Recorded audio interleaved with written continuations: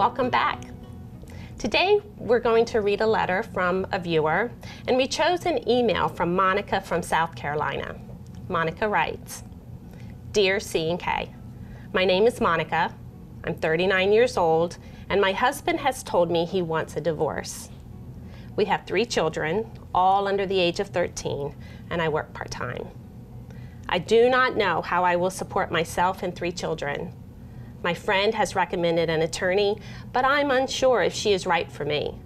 She said she's a pit bull, and that's why she's so expensive. Does that mean she's the best attorney? Help, Monica." So finding an attorney that's best suited for you is critical to your divorce.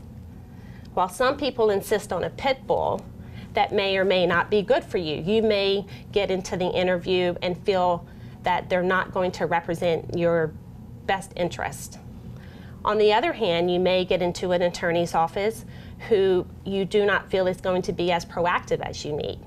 So we have created a series of questions that allow you to interview your attorney, because in an initial consult, that's what you will be doing, and not the reverse. And let me tell you, it's so important that you write down those questions, because I promise you, again, if once you get into the attorney's office, it's very emotional. You're talking about one of the most emotional transitions in your life. Being prepared is so important.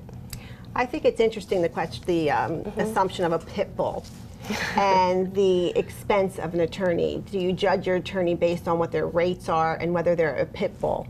I think it's really more important to step back and say, where am I emotionally? Where am I financially?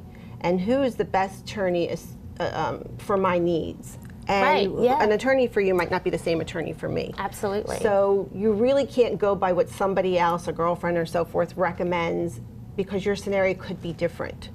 So once you evaluate where you are and then think about it, that's what I love about what we do, just knowing the right mix for you, because really a good attorney is not necessarily a pit bull. A good attorney is listening to your needs, and they're willing to work with what's best for you. And if they need to be aggressive or assertive, then they're able to do that. So you really need a mixture of an attorney, because it's so emotional. So a pit bull to me would be like, I won't even be able to communicate with you, right? Because if I saw a pit bull coming towards me, I'd be running.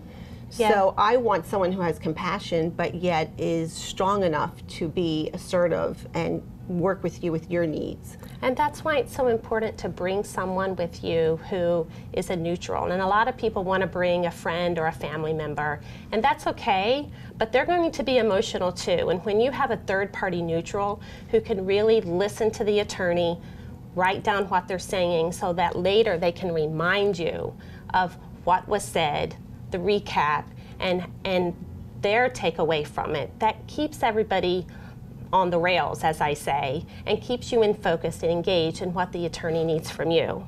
So I want to go over a couple questions on our attorney interview questionnaire. We've developed an online course that kind of takes you through the process of divorce and takes you through the terminology, again, so that when you start the process, everything is not so new.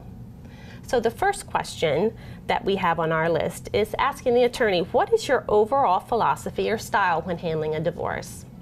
Again, when you're sitting down with that attorney, you're going to experience their style, and you're going to see if that's going to work for you or not. And later down in the list, the other question is, are you more likely to tell me what to do or offer me suggestions? I would like to ask Mary Fran that when she comes on. Okay. Because how do you know if they're, if they would do that? That's a good question. Yeah. Everybody wants to talk about fees, and that's a very appropriate question. So how much will you charge? That's so important. What is the retainer? Don't be afraid to ask the question. You're entering into a business transaction with your attorney, and you need to get it taken care of, and you need to know what the expectations are.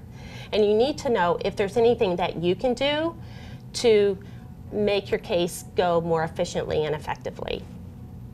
Another question is, how will you communicate with me? This is so important, because I hear from a lot of people who will say, I sent an email to my attorney, I called my attorney, I don't hear back from them, I don't know what I'm supposed to be doing. And again, a lot of time it's because you forget what's going on when you're talking with your attorney. So again, the need for advocacy is so important because someone who's been there can remind you where you are. But again, setting up those expectations with your attorney is very important so that they know what your expectations are and you know what their expectations are. You also want to know who's going to be on your team at that attorney's firm, and you need to make sure that you're able to meet with anyone who's going to be working on your case. It's important because if the attorney's out of town and someone's covering for them, again, you need to know what that means to you and your case and your communication in the divorce. So Monica, just know where you are emotionally, where you are, where you see yourself going, and remember to get a list and interview your attorney. Next, we're going to have our guest, attorney Mary Fran Quinlan, who's going to talk with us about complex litigation. We'll be right back.